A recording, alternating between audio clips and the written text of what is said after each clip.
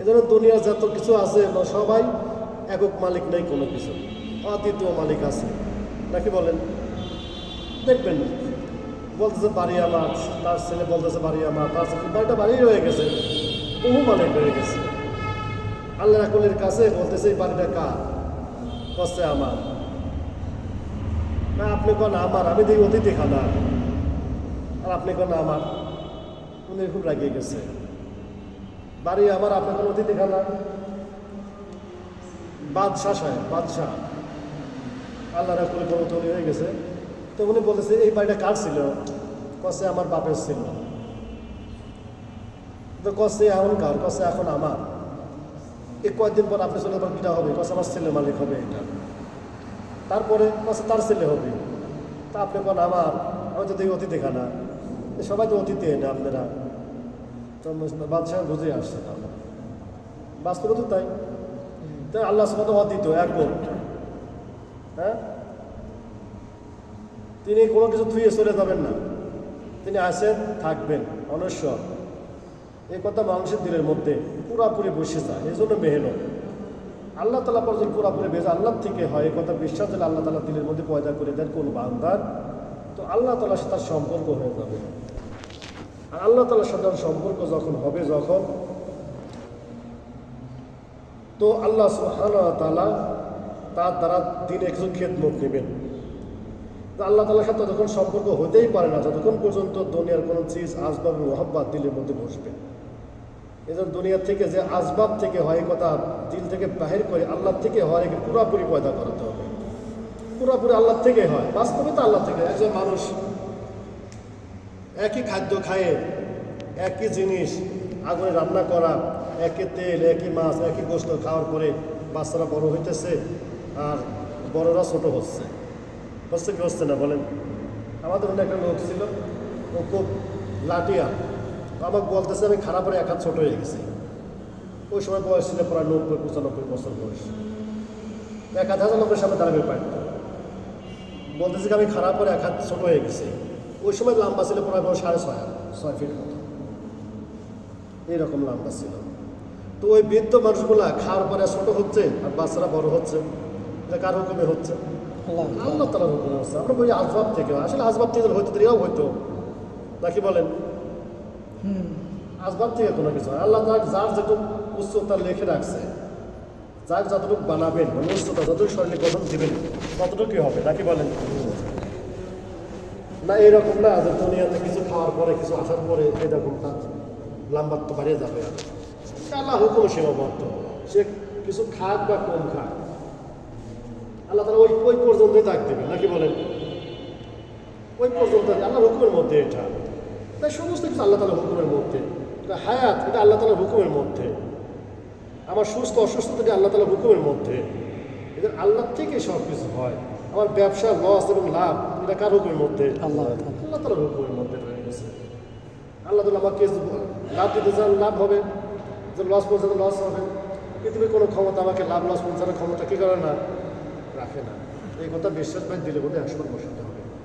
এই জন্য রাসূল সাল্লাল্লাহু আলাইহি ওয়াসাল্লামের তরিকা অনুযায়ী আমার জিন্দেগি, আমার খাওয়া, আমার নাওয়া, আমার পড়া, আমার চিন্তাধারা রাসূল সাল্লাল্লাহু আলাইহি ওয়াসাল্লামের তরিকা অনুযায়ী হয়ে যায়।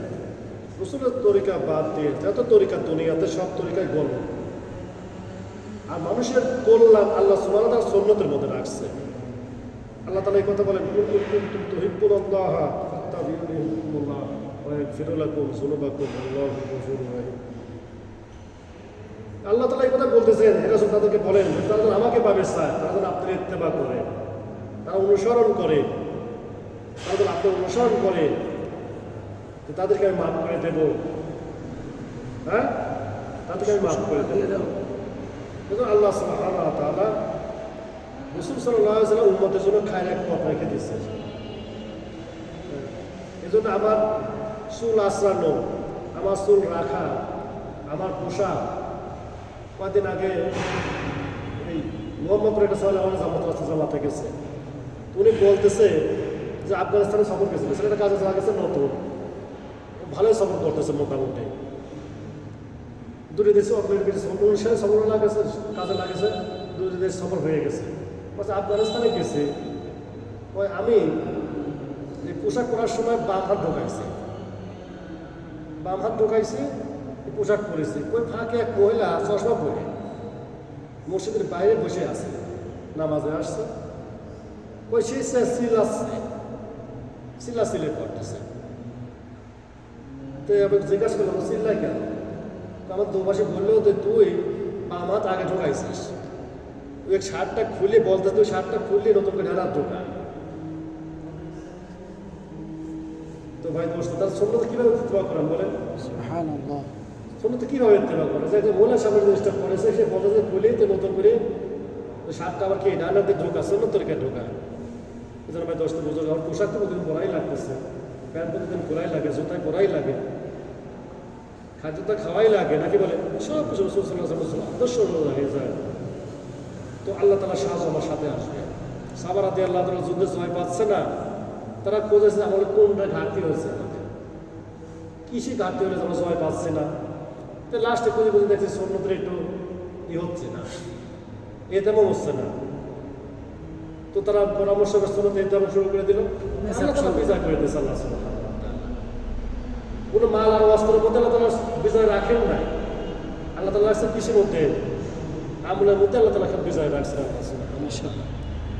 এই জন্য ভাই দোস্ত বুজুর্গ, এ কথা মানুষের দ্বারে যায়, বারে যায়। আমার মুআমালাত, মুআশারাত, আখলাকিয়াত সমস্ত কিছু সুন্দর হয়ে যায়। আর সমস্ত মানুষ আল্লাহ জাহান্নাম থেকে পাইছে, জান্নাতে যায়। আল্লাহ সুবহানাহু ওয়া তাআলা এই উম্মতের মধ্যে আপনাকে দাখিল করছেন। আল্লাহ তাআলা খায়র বলেছেন, বেহতের বলেছেন আল্লাহ সুবহানাহু ওয়া তাআলা, সর্বশ্রেষ্ঠ উম্মত বলেছেন আল্লাহ সুবহানাহু ওয়া তাআলা। আমাকে আপনাকে আল্লাহ তাআলা এই জন্যই পছন্দ করছেন। আর যার জন্য আল্লাহ সুবহানাহু ওয়া তাআলা এই কাজে বোঝানো আপনাকে আল্লাহ তাআলা দান করছেন। সবাইকে পাইকিরাই বুঝ দিচ্ছে বলেন, সবাইকে পাইকিরা। এই জন্য ভাই আমার দোস্ত বুজুর্গ, এই কথা হিংসা করে থাকা যাবে না। অমুক তো আসে না, অমুক আসে না, আল্লাহ তাআলা বুঝ দিছে। এই বুঝ নিয়ে আমি বারে দাঁড়ে মানুষের খায়ের হয়ে তাদের কাছে যায়। আল্লাহ 3 দিন বরাদ্দর কথা বলে আল্লাহ তাআলা হয়তো পারা আমার এই শ্রেষ্ঠ প্রযুক্ত দ্বারা এখানে কিছু কাজ না দিলেও অন্য দেশে আল্লাহ সুবহানাহু ওয়া তাআলা আমাকে দূরে বানিয়ে দেবেন। এই কত আল্লাহ তাআলা মিস করাবেন না। আমাদের সাহেব সফরে গেছিলাম, উনি বলতেছে আমরা খুশি যাই, এই খরচ অন্য জায়গায় আল্লাহ তাআলা ফেলাবেন। এই জিনিস আল্লাহ সুবহানাহু মেহনতকে আল্লাহ তাআলা মিস দেবেন না। কোনো নবীর মেহনতকে আল্লাহ তাআলা বৃথা করেন না আল্লাহ সুবহানাহু ওয়া তাআলা।